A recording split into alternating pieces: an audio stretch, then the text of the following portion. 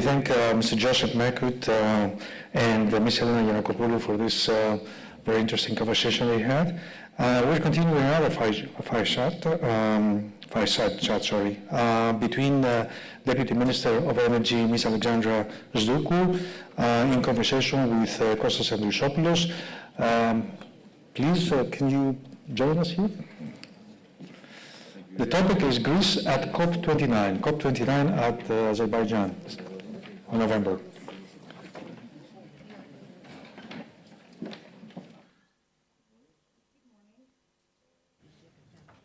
Good morning, everyone.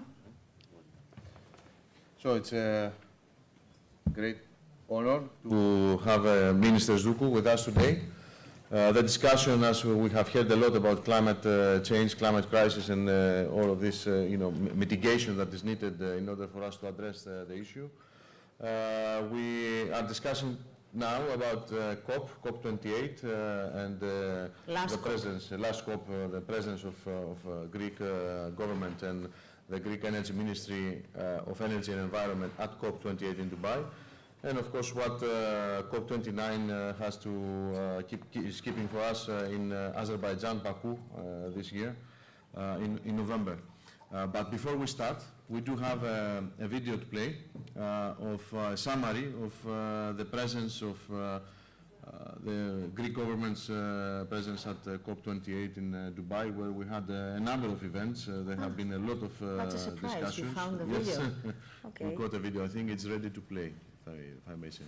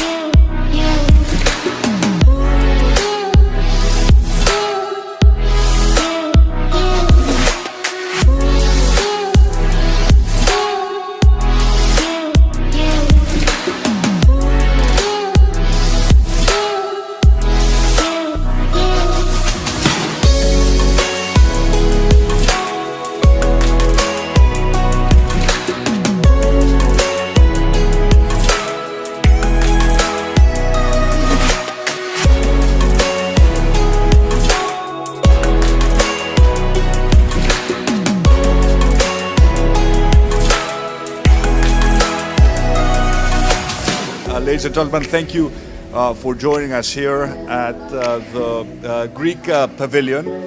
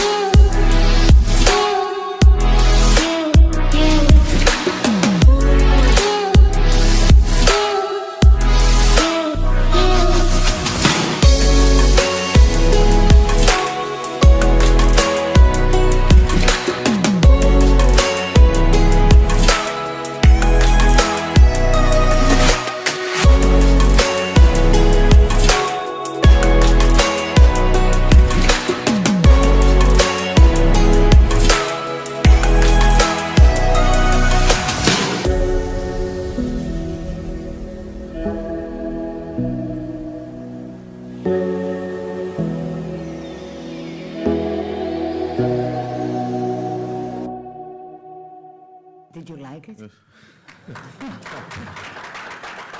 Very very nice video. I didn't remember that, but...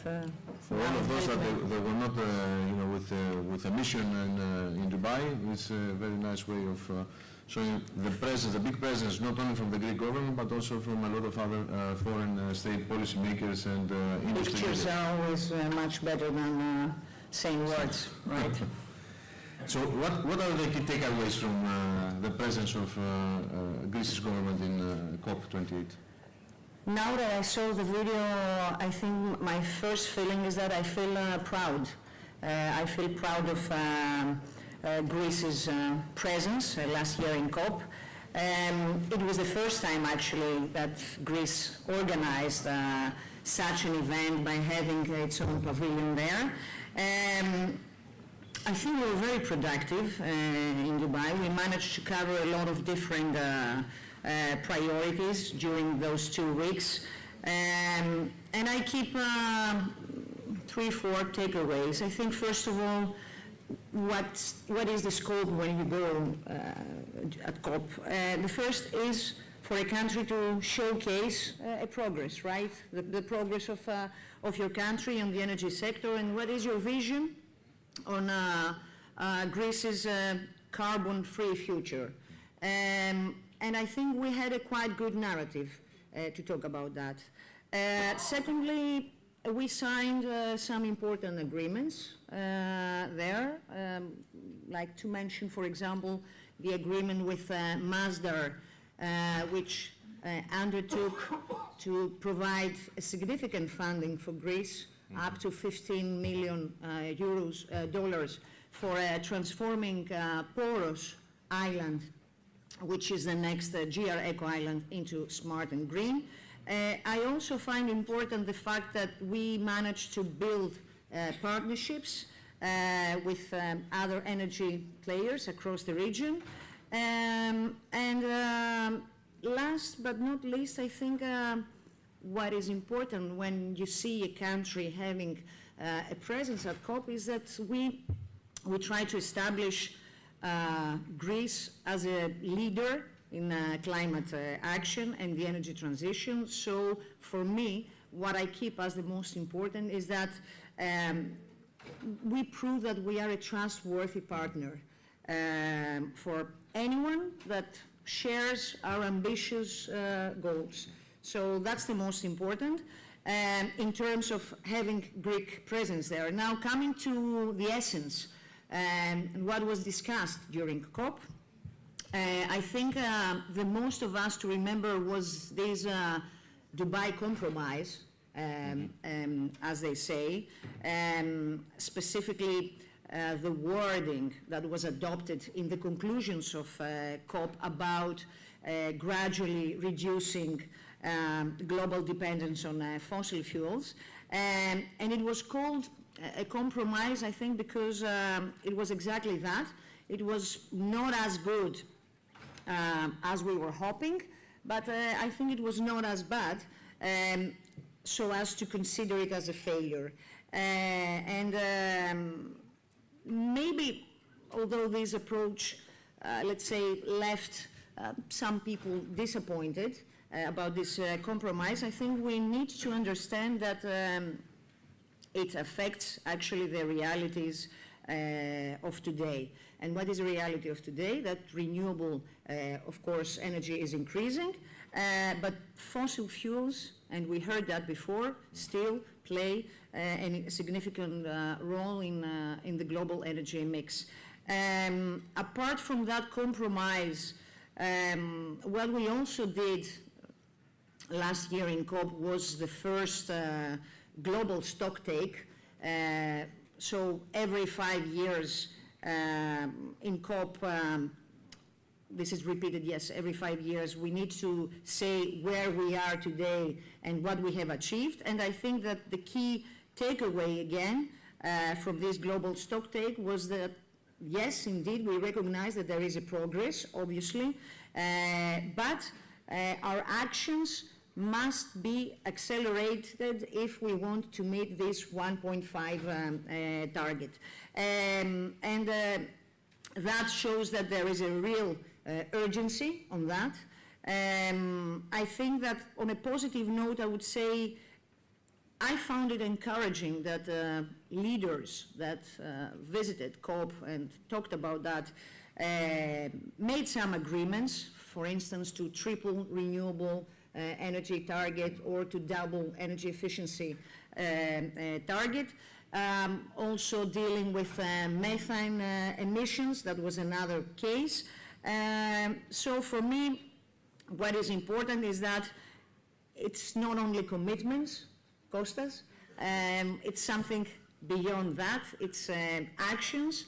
I feel that every time we meet at COP, leaders, technocrats, policymakers, the industry, it was very important also that there we saw a lot of commitments on behalf of oil and gas companies. So every year we recognize that more action is needed, and I see a tangible action every year. I see so many players from the industry in this room, and if you ask them, what have you done a year before, up to now, or how was your company 4 years ago and how is now, there is a real progress. But of course, the pathway is difficult and it's challenging. We need to take bigger steps, I would imagine, and something that a lot of people are contemplating is whether, you know, the messages are good that we are going from an oil state, from Dubai to another oil state, which is Azerbaijan, to have to host COP29. But the government is preparing a lot about the presence of our next presence in Azerbaijan, in Baku. What are the plans now for Greece's presence there? What are we preparing, and what will be the key narrative and messages that we would like to pass this year? Okay, but first, COP29 is 11 of November until 2022. In the meantime, we have to deliver as ministry around 200 ministerial decisions, legislations, and a lot of projects, which is the reality. But I think, yes, what you mentioned, the fact that, again, COP29 is taking place in an oil-producing country. I think this is important in my eyes because, again, the oil and gas sector and interests related to that sector, they need to be part of this tremendous transition. And we need to see the long-term goal, obviously, which is net zero, but this remains a necessity for our planet and for humanity. But I would say until we reach that goal, we need to keep the lights on. And the fossil fuels will continue, obviously, to be, part for the next period. So I think we need to show how the oil and gas industry will transform into something new gradually, while ensuring at the same time that we continue to have access to the energy sources. And of course, we need to sustain growth. Again, Greece, for the coming COP, we want to have a strong presence there. We will have again a Greek pavilion. We invite all of you. You know what? What I really enjoyed last year with COP was that for the very first time I saw an alignment. I saw a very nice team between the state and the private stakeholders. So everyone from the key players in Greece, they were there. They showcased what they are doing, their projects, and this is very important because it's not just words coming from the mouth of the government with our vision, with our policies, but we have in the seats in the room the major players that show that this can become something tangible. I think that we will concentrate in this upcoming COP on some key messages. First, to showcase what is Greece's progress in the energy transition. I don't need to mention here that we are listed among Europe's top performers in renewables, and I think this says a lot. So we want to emphasize during COP our progress on that. And it's very important to mention that Greece, coming out of this 10-year financial crisis, we have managed in 5 years to double our renewables, and this is an important milestone. And at the same time, of course, our economy has one of the highest growth rates. So we will focus on that.